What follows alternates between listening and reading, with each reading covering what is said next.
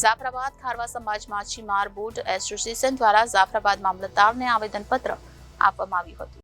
ગુજરાતના દરિયામાં મહારાષ્ટ્ર, ગોવા, દમણના માછીમારો દ્વારા રાક્ષસી ફિશિંગ કરવામાં આવે છે। આ ફિશિંગ એવા પ્રકારની છે જે નાનામાં નાના જીવને પણ મારી નાખે છે। આ ફિશિંગના જુદા જુદા પ્રકાર છે। લાઇન ફિશિંગ, આ ફિશિંગ એવા પ્રકારની છે કે એકી સાથે 150 થી 200 બોટો દ્વારા એક સાથે જાળ પાથરી તેને બોટ દ્વારા ખેંચવામાં આવે છે, જેના કારણે નાનામાં નાના જીવને પણ મારી નાખે છે અને તેને રહેવા માટેના ઘર પણ સાફ કરી નાખે છે। લાઇટ ફિશિંગ, આ પ્રકારની ફિશિંગ એવી છે કે બોટોમાં મોટા મોટા જનરેટર રાખવામાં આવે છે, જેના દ્વારા મોટી મોટી LED લાઇટો ચાલુ કરી તેને દરિયામાં ઊંડા પાણીમાં ઉતારવામાં આવે છે। તેના કારણે માછલીને દિવસ થવાનો આભાસ થાય છે અને માછલી સપાટી પર આવે છે। માછલી સપાટી પર આવે એટલે જાળ બિછાવી તેને સહેલાઈથી પકડી લેવામાં આવે છે।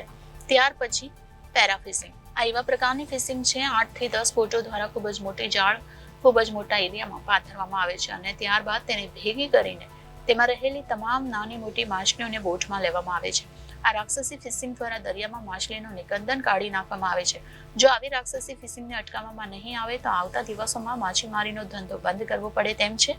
હાલમાં પણ દરિયામાં માછલીનું પ્રમાણ ઓછું થવાના કારણે તમામ બંદરો પર બોટો લાંગરી દેવામાં આવી છે।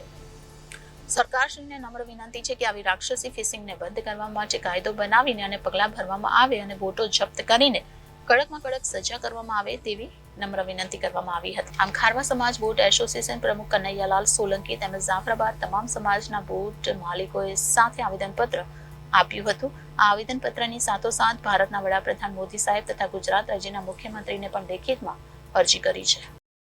કનૈયાલાલ ગંડાભાઈ સોલંકી, પ્રમુખ શ્રી ખારવા સમાજ માછીમાર બોટ એસોસિએશન। હાલમાં દરિયાની અંદર એવી રાક્ષસી ફિશિંગો થઈ રહી છે કે જેની આપણે કલ્પના ન કરી શકીએ।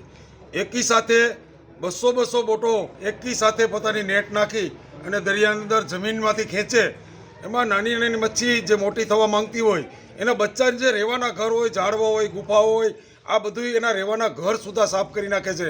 અને નાનામાં નાની મચ્છી કે જે અત્યારે ગુજરાત સરકારે ઘોલ મચ્છીને ગુજરાતનું પ્રતીક જાહેર કર્યું છે, પરંતુ આ જે દક્ષિણ ગુજરાત, મહારાષ્ટ્ર અને ગોવા, આ લોકો એ ફિશિંગ કરી અને આ ઘોલ મચ્છીના બચ્ચા 50 ગ્રામ 100 ગ્રામ સુધીના થયા હોય એને પકડી લે છે, એટલે ઘોલ મચ્છીની નાબૂદી થઈ ગઈ હતી। ત્યાર પછી એવી બીજી રાક્ષસી ફિશિંગ છે કે જે પર્સન નેટ, પેરા ફિશિંગ કહેવામાં આવે છે। જે મોટો એરિયા હોય એ એરિયાની અંદર લગભગ 2, 4, 5 એકરની જગ્યાની અંદર આ મચ્છીનો ઘેરાવો જે થતો હોય એ ઘેરાવો આખો નાખી અને નીચેથી આખો કોથળો પેક થઈ જાય, એટલે નાનીથી મોટી તમામ મચ્છીઓ જે અમુક જાતો તો દરિયાની અંદર નાબૂદ જ કરી નાખી છે। ત્યાર પછી અત્યારે લાઇટ ફિશિંગ, LED ફિશિંગ દ્વારા ફિશિંગ કરવામાં આવે છે। રાત્રિ અમુક મચ્છી એવી હોય કે જે સૂર્ય ઉગે ત્યારે એને એમ થાય કે દિવસ થયો છે એટલે મચ્છી ઉપર આવે, પરંતુ આ રાક્ષસો એવા છે માછીમારો કે આવી ફિશિંગ કરે છે કે દરિયાની અંદર 2-3 લાખની LED લાઇટો જનરેટર દ્વારા દરિયાની અંદર ઊંડે ઉતારે અને મચ્છીને એવો આભાસ કરે કે ભાઈ અત્યારે દિવસ થઈ ગયો છે। જેવી મચ્છી ઉપર આવે એટલે જાળ નાખી અને મચ્છીને મારી નાખે છે।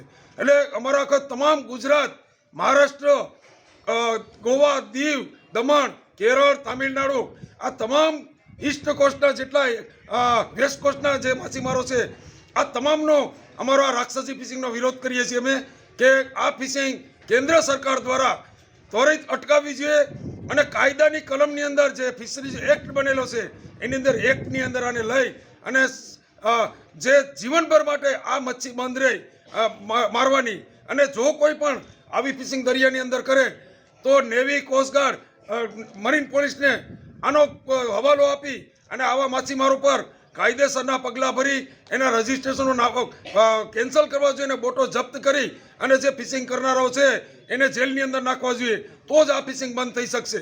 એટલે અમારી ફરીવાર નમ્ર સરકારશ્રીને વિનંતી છે, માનનીય મોદી સાહેબને, કે આવી રાક્ષસી ફિશિંગો બંધ કરી અમારા આવતા દિવસોના અમારા બચ્ચાની, અમારા બાળકોની જિંદગી આ મચ્છી સિવાય ઉદ્ધાર નથી। તો આવો અમારા બાળકોને ક્યાંય બીજે મજૂરી કરવા ન મૂકવા પડે અને અમારો જે બાપદાદાનો ધંધો છે એ અમે મચ્છી કરતા રહીએ, માટે આવી ફિશિંગનો બંધ કરવા માટે અમારી નમ્ર વિનંતી છે। Reporter Babubhai Vathed, Janadesh News, Jafrabad.